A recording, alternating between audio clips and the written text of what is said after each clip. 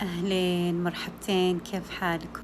بصلح قهوتي وطلبت لي من تمور نجدية معمول، أبتقهوى عليه. وهذه قهوتي، بسم الله ما شاء الله تبارك الله. توصيلهم مرة سريع، تقدرون تطلبون عن طريق جاهز، موجودين بجاهز وبعض التطبيقات، ويوصلون بعد هم نفسهم توصلون معهم بالواتساب.